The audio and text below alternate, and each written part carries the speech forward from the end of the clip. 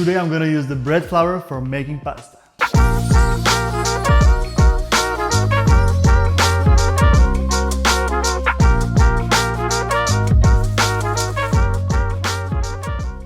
I know the traditional way is to use the 000 flour, which means the flour is super fine and delicate, but hear me out. Bread flour has higher protein content, which translates to more gluten. That means the dough gonna be more elastic and strong. So the pasta made with the bread flour will be more resistant to breaking and have more satisfying bite. So let's see how it's gonna work. For 2 portions of pasta we're gonna need 300 grams of flour, create a small volcano in the middle, add 2 eggs and 2 egg yolks, 2 tablespoons of olive oil, 1 pinch of salt, and slowly start incorporating the eggs with the flour bit by bit. Try not to break the wall from the flour, otherwise the egg is gonna go everywhere. Keep adding the flour bit by bit, and eventually you're gonna create a soft dough, and then you can put your hands through work. Now at this point, when you build some structure to the dough, you can stop using the fork and you can put your hands to work. So cover the dough with the flour and start mixing it. Now when the dough is nice and firm, you can start slowly kneading the dough and keep adding the flour bit by bit. Kneading, this is the part where most people stop kneading too early, so the gluten didn't develop enough, which means later on when we're gonna boil the pasta, it can start breaking. So how do you know that you've been kneading for long enough and the gluten has developed? So pretty much you're gonna see a nice smooth surface on the top of your dough. It's gonna be nice and elastic, so when you poke a finger in the middle, it's gonna go right back, and it's gonna be a little bit stretchy, so when you're gonna stretch it, it's not gonna tear apart. So it's gonna be nice and elastic. Let it rest, another crucial step.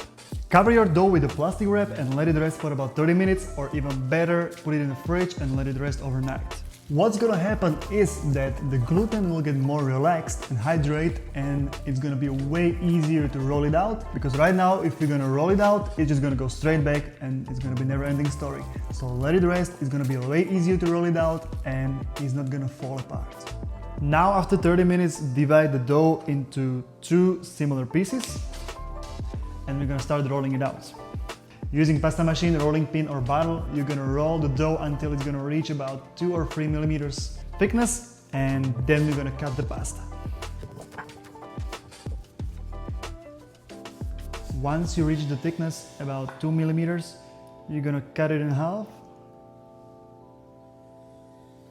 Now we're gonna fold it, dust it with the flour.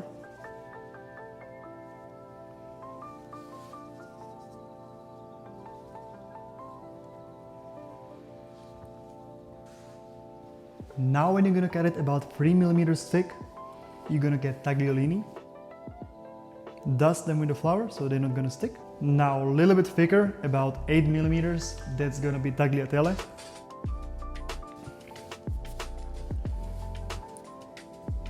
Now if it's gonna get a little bit more wider, it's gonna be fettuccine.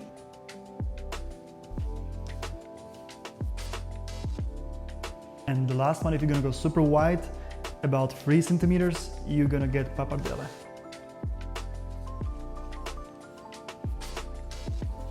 Storing the pasta.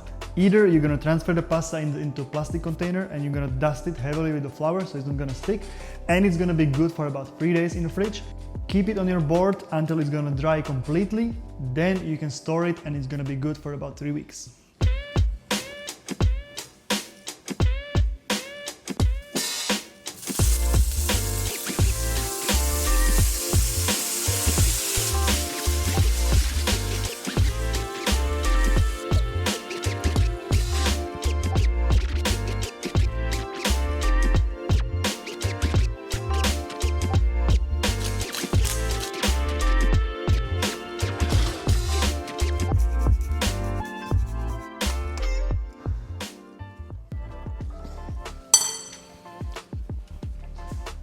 And now you know, yes, you can make a pasta using a bread flour and it really works. So next time you're not gonna have a perfect ingredients ready home, don't let that stop you from cooking. My name is Paul. I hope I gave you some useful information about pasta and making pasta. Don't forget to like and follow, and I would love to see you next time. Bye.